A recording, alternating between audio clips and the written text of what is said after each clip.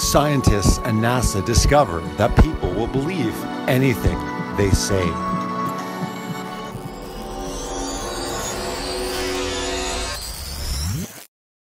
Ever since Pluto was brutally downgraded to dwarf planet status, we've been one world short of a full solar system, which is another way of saying we're really super special. But in January of 2016, it looked like we'd brought the tally back up to 9, as the California Institute of Technology presented the strongest case yet that a huge 9th planet exists far beyond our known solar system. Ever since man first clasped eyes on the distant sky, we've constantly sought a second Earth, mostly because we know we're going to break this one and we'll need a shiny new home sometime soon. But on August 24, 2016, astronomers announced the most viable candidate yet, Proxima b. Proxima b orbits in the habitable zone of the Proxima Centauri red dwarf star, which is the closest star to Earth after the Sun.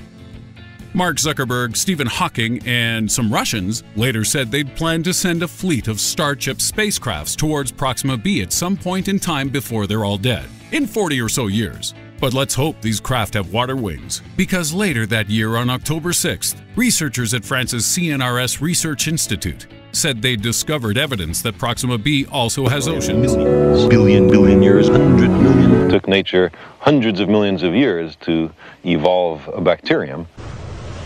Tens of thousands of years ago, our species lived alongside a different type of human, Neanderthal man. Now, scientists have discovered that we also shared the planet with another distinct human creature, the Denisovans. We know this from DNA analysis of this piece of bone and tooth. They were found in these caves in southern Siberia.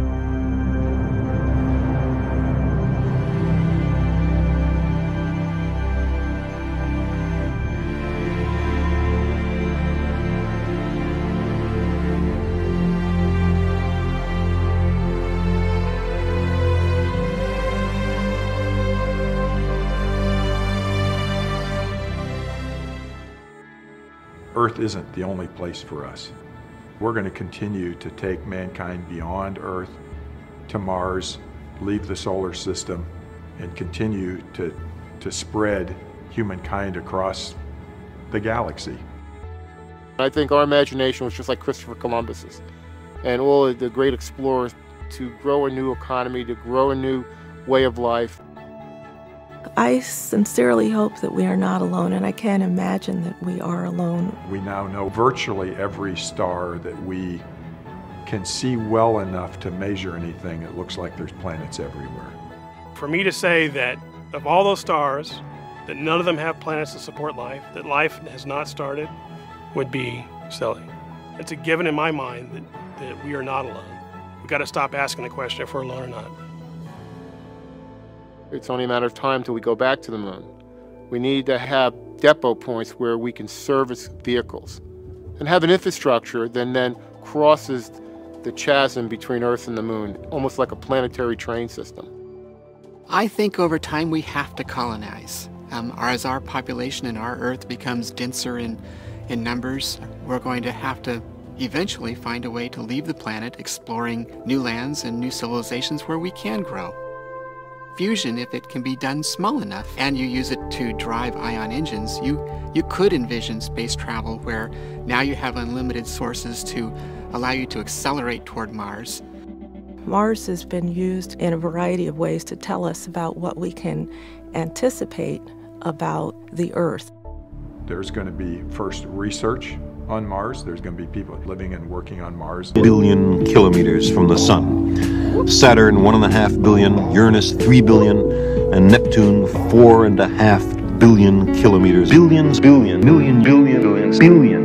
other galaxies, each of which contains something like 100 billion, tens of billions of years in the far future. Billion.